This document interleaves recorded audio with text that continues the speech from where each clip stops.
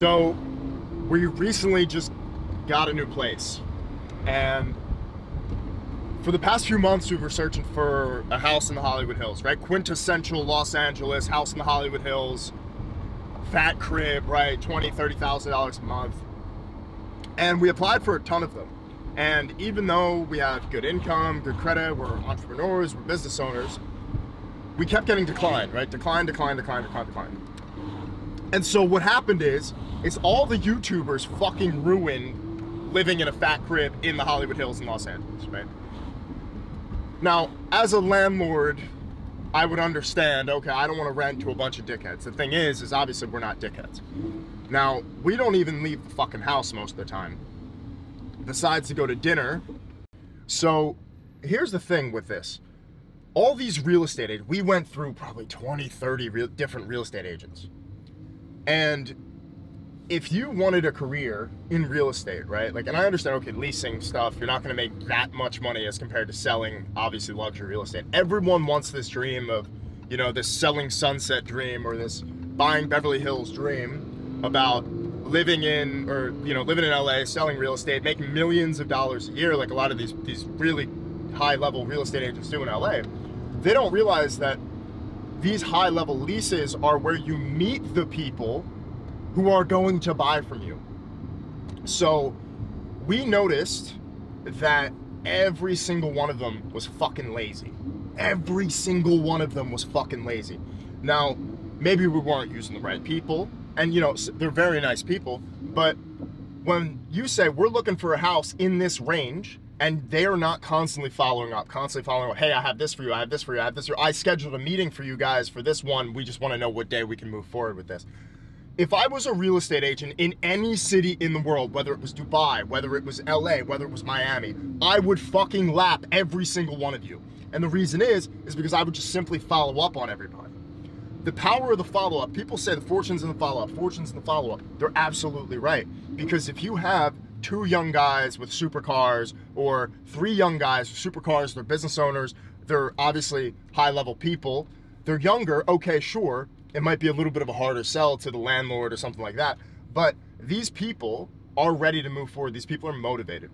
And this is a business lesson as well. When you have motivated people who are ready to move forward, like myself, the biggest thing that you should never do, ever, is drag your feet, be lazy, and not follow up. We went through so many real estate. Are you still interested in this house 3 weeks later? No, we're not, because we moved forward with someone else.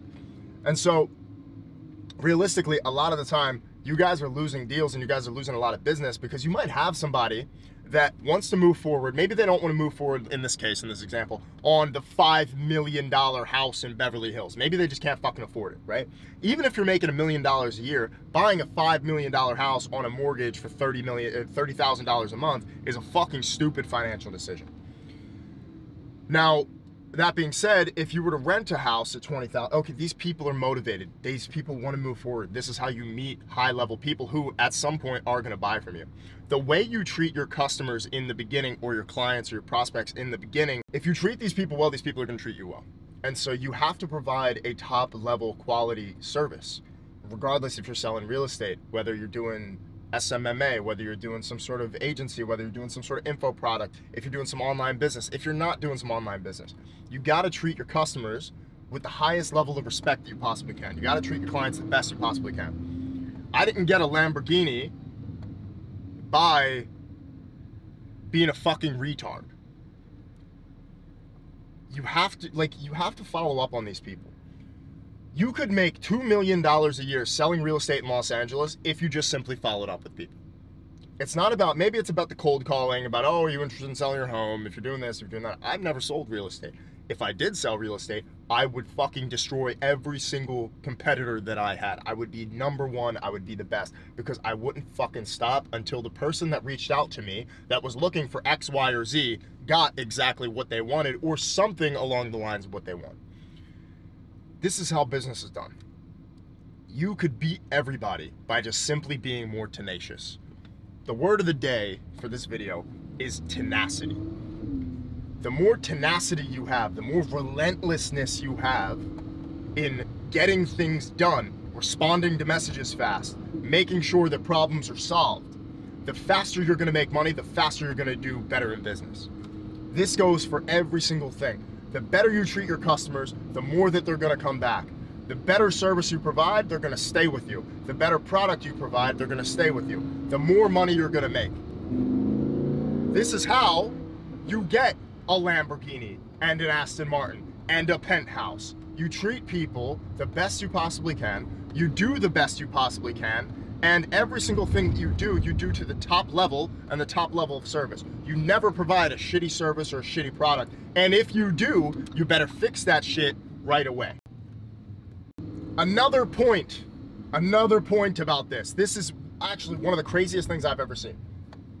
So, in December, I walked into the Rolex store. Now, I bought this Rolex, my Pepsi GMT, for about 20 grand. And I bought it aftermarket. So when I walked into, I was in Philly, and I walked into the Rolex store, and I told the guy, I was like, all right, well, what do you have for, do you guys have anything for sale? Obviously, he sees I have a Rolex on. And I tell him, look, I'm not interested in any of the base models. I'm not interested in a Submariner. I'm not interested in any of this. I want a precious metals piece, right? Something rose gold, something yellow gold, something maybe even platinum. And even though I'm in a tracksuit, the guy took me seriously. So a few weeks later, about a week later actually, I went down to Mexico for Christmas, and I was hanging out in Mexico. The day I land in Mexico, the guy tells me, your day date is available. So I got offered a retail day date, 40 millimeter chocolate dial, rose gold, beautiful piece, one of my favorite watches ever. And I said, okay, great. I said, I texted the guy, I said, I just got to Mexico for my vacation for 2 weeks. Send me the payment link and I'll pay in full right now. This is a $45,000 watch, $45,000 watch. I said, great, I'll pay right now and I'll come pick it up in 2 weeks. Never responded. Never responded. Now, this is right before Christmas. This guy could have got his commission. I'm a motivated buyer. I said, I will pay right now. I said, what's the price including tax? It's like 44 grand or something. I said, I'll pay right now. No response. If you guys are in business, and this is what made me mad. Now, I love the watch, and I wanted to buy the watch, but I didn't buy the watch. Because out of principle, out of fucking principle, I didn't buy the watch. Because he didn't send me the payment link right away. Here I am, I'm a motivated buyer. Me, David, 26 years old. I want to buy a day date. Great, send me the payment link and I will pay. The guy doesn't send the fucking payment link. Now, I don't know what kind of problem you have to have in your brain when someone says, I want to pay you 50 grand right now, send me the link, and you don't send the link. I don't know what kind of like processing problem you have in your brain. But I didn't buy the watch purely out of principle because that guy drug his feet, didn't respond fast enough, and 2 weeks later he said, when do you want to come pick up your watch? This guy could have got his commission right before Christmas, right before the new year, could have hit his quota and could have been good to go, and he decided to not send me the fucking payment link. So he lost out on a free $50,000 sale because, I don't know, maybe he just forgot. So this is bad salesmanship. And when you're doing business, you need to be on the fucking ball. If that guy was on the ball, he would have sent me that payment link. He would have gotten 45, 50 grand right away off my Amex card, and I would have went and picked the watch up and been good to go.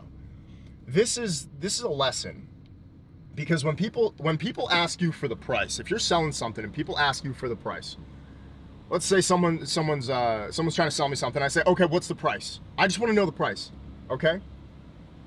This is a buying signal. Oh, here we go. So this is a buying signal. So it's the same way as if a girl likes you and the girl's asking you, okay, well, can we go back to your place? It doesn't take an idiot to understand what's about to go down. Now, a lot of you guys, you don't understand. Girls say, oh, well, where do you live? Can we go back to your place? And you're like, oh, I don't know. But this is a buying signal. So you have to know when to spot buying signals. So if you're selling something and someone says, okay, well, what's the price on this? Right away. I want to know the price on everything I buy right away. What's the price? Okay, how much does it cost? The reason why is because I want to know if I'm just going to spend the money or not. Because I make fast decisions. I buy shit all the time. Someone says to me, this is a test because I want to know who I'm going to work with. If I say, what's the price? And the person doesn't tell me the price, they say, well, typically with most of our clients, we look to do Bro, I'm not working with you. I am not working with you. Because, and a lot of people might think this is a little bit ruthless or a little bit crazy. If I'm successful, I want to know the price right away. I don't want to hear, typically with our fucking clients, we look to fucking do this and this and this and this and this. That's fucking garbage. Because you are incompetent to not recognize what a buying signal is. Now, if you can't recognize buying signals, you are probably not going to be successful. You're probably not going to be competent, and you're probably not going to be able to do the job in the way that I want the job done, or deliver the results that you're saying that you're going to be able to deliver. Make sure when you guys are selling shit, you recognize buying signals. And I might do a full video on this because it's that important. That being said, if someone wants to buy something, you give them the price and the payment link right away. I say this all the time in a lot of my paid programs. You cannot sell anything if you don't put a contract and an invoice on it. If you have no way to get paid, then if you were say, oh yeah, okay, here you go, yeah, you give somebody the price and you don't send a contract, you don't send an invoice, how the fuck are you gonna get paid? Always make sure you're giving people opportunities to pay you. Because if you don't, there's a lesser chance, there's less of a likelihood that you get paid. It's very simple. The more contracts you send, the more deals you open, the more people you talk to, the more invoices, the more contracts you send, the more follow-ups you do, the more money you're gonna make. So take the Rolex lesson and make sure that you're recognizing when people are motivated, when people are wanting to buy, and also if you're buying stuff from other people, recognize when they're full of shit.